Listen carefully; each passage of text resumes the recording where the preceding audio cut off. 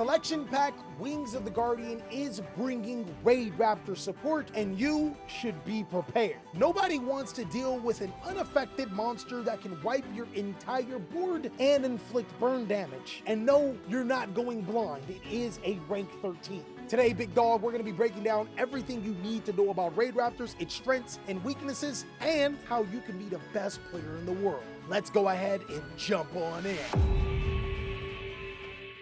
What's going on with y'all, big dog? And it is an amazing day for Yu-Gi-Oh! I hope that's your day phenomenal. But if it isn't, don't let what happened at the beginning of your day ruin the rest of your day. Today, we're going to be talking about Raidraptors. This deck is easily one of the most fun decks to play, but also can be ridiculously frustrating. I think it's best to talk about the Raidraptor monsters and how they work with one another, and then go into the X-Seeds, Link, and how you could stop them, as well as potential other ways to play them. I think one of the best cards in the entire deck is still always going to be Raidraptor Tribute Lanius. Keep in mind, this is a combo-heavy X-Seed based deck, and just one Raidraptor Tribute Lanius gets you full combo. It allows you to be able to send a Raidraptor card from your deck to the graveyard, which typically will be Raidraptor Mimicry Lanius, and then Mimicry Lanius gets you into other cards, but eventually, again, like I said, full combo through this thing. Another crazy thing that you guys should be really excited about is that Kashtira Fenrir is ironically also full combo for the deck. All you need to do is summon Fenrir, get Rice Heart, summon Rice Heart, banish a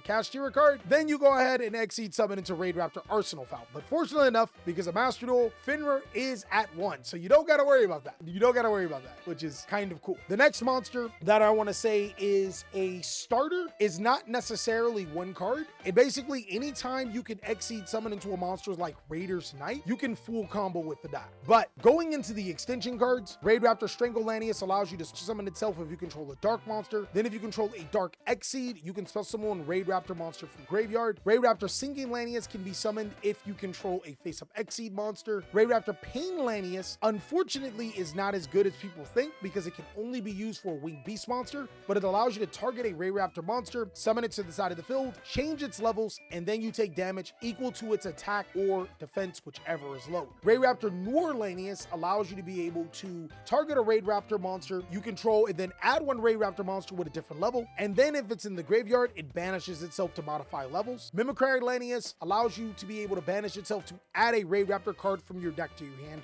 Really important for the deck. But then if it's normal summon, can increase all of the levels of your Raidraptor monsters. You're never going to use that effect. It doesn't come up. Raidraptor Heal Eagle allows you to be able to summon it to your side of the field. It is a level 3, but you can have ways to modify it to make it level 4. It is not hard. It also can banish this card from the graveyard to get a Raidraptor Spell or Trap card from your graveyard to your hand. Raidraptor Fuzzy Lanius is another extender. It can special summon itself just by controlling a Raidraptor monster. The only downside of this card is that you are locked into Raidraptor monsters for the entirety of the turn. So there is a divergence between Raidraptor players. A lot of them play Phantom Knights. If you are playing Phantom Knights, you don't play this card. But if you aren't playing Phantom Knights, if you're playing a pure version, you play this card because it's really good. Next is Raidraptor Bloom Vulture, and this is where the deck starts to become really good. This card says if you can not control any face-up monsters except wing beast monsters, so if you don't control any monsters, or if you only control wing beast monsters, you can summon this card and a Raidraptor monster from your hand. Then also, if you control no monsters, you can target 2 level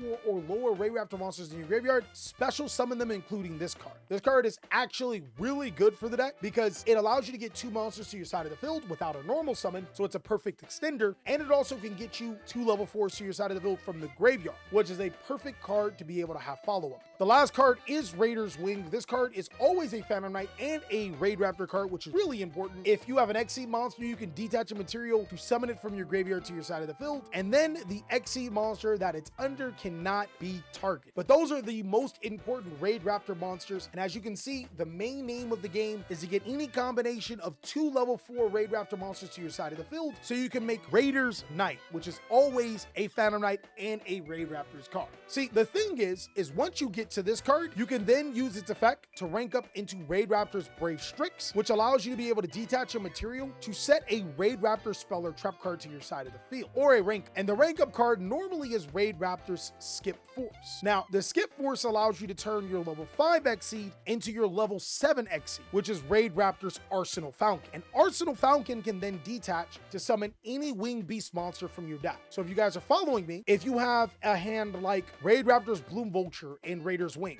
you activate Bloom Vulture, you summon the Raider's Wing. You Exceed summon into Raider's Knight. Raider's Knight effect Exceed summons into your Raidraptor Breif Strix. Breif Strix detaches a material to set Skip Force, and then Skip Force allows you to Exceed summon into Arsenal Falcon. Now, Arsenal Falcon can detach a material to be able to special summon typically your Strangolanius, because if you do it right, you can actually use Strangolanius to special summon another Raidraptor monster from your graveyard to your side of the field. It's a pretty cool combo, and if you guys want to see the actual breakdown, I have a TCG video on it that you guys should check out. But from there, you can make many of combos like Y Strix, which allows you to be able to get a rank up magic spell card and special summons a winged beast monster from your deck. So lots of lines after that, but that is the most basic combo. There's 3 rank up magic spell cards that are typically applicable inside of your deck. One is Phantom Knight's rank up magic force. This card is typically used in the Raidraptor Phantom Knight builds, and it banishes dark monsters in your graveyard to be able to up the level. So this card's really good if you ever want to change like your level 7 Arsenal Falcon into your Rising Rebellion if you have 5 monsters in the graveyard. But the only drawback is that you can only activate one once per turn, and this says this card is treated as an Exceed. You cannot special summon from the extra deck except Exceed monsters, which means that you have to already went into your Y Strix line,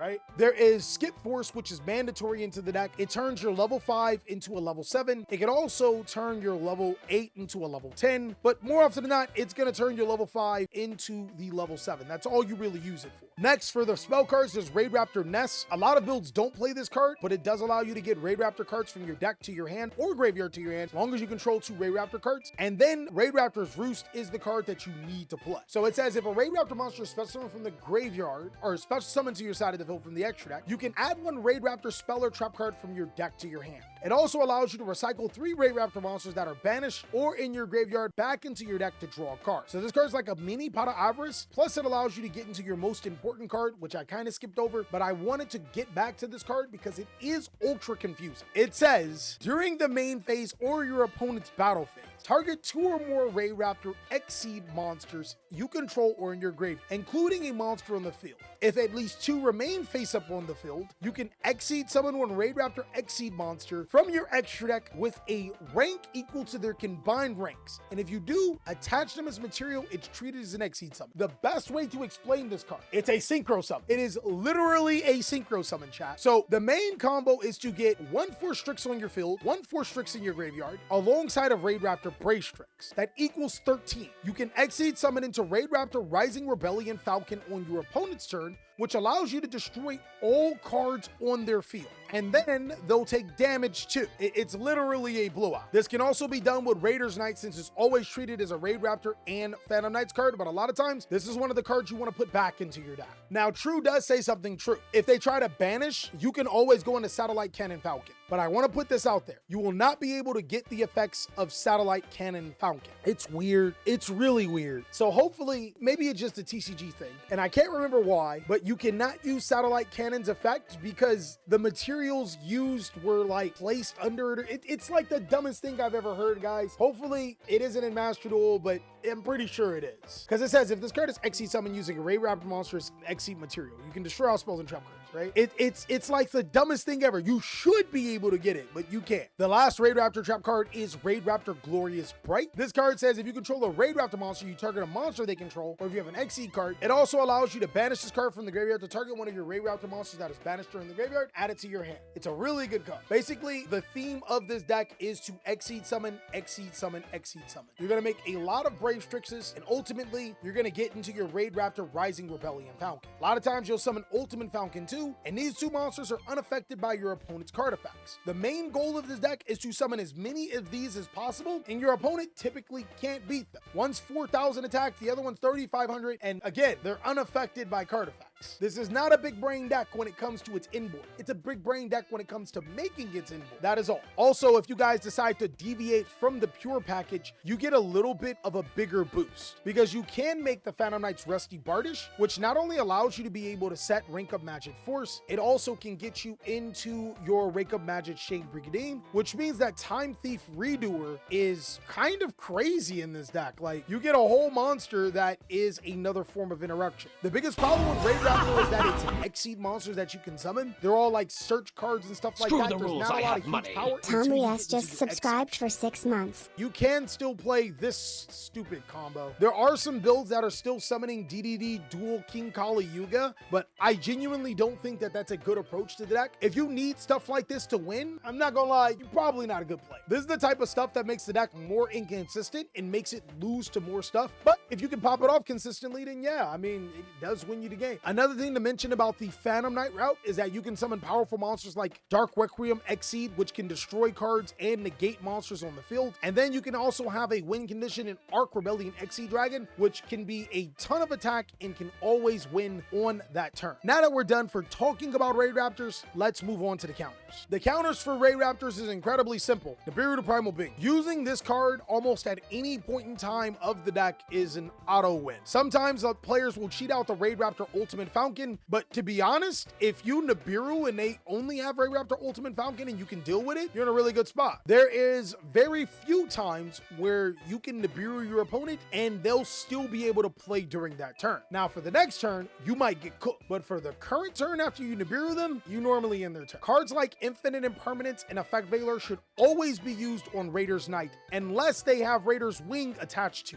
If they don't have Raider's Wing, that also can end their turn. If they do get their inboard, Lava Golem and Kaijus are just as effective. And to prevent them from getting into their Exceed cards, their rank up cards need to be used in the main phase. So Twin Twisters and Cosmic Cyclone on the draw or standby phase prevents them from doing that. Evenly Matched is also another really good card to be able to lay to their resources. Raidraptor players tend to make really impressive boards, but Evenly Matched forces them to consolidate their board down to almost nothing. A lot of times you can even threaten them to pre-use the effect of Rank Up Magic Raidraptor's Force just by attempting to enter the battle phase, because it's completely useless if they have a rank 4 on the field and the card face down when you evenly. But that's pretty much everything you need to know about Raidraptors, big dogs. The deck is hopefully incredibly cheap because it's one of those strategies where you have to be really into the deck to enjoy it consistently. Can't wait to see what you guys have to say and check out these other videos so I can catch you on the next one.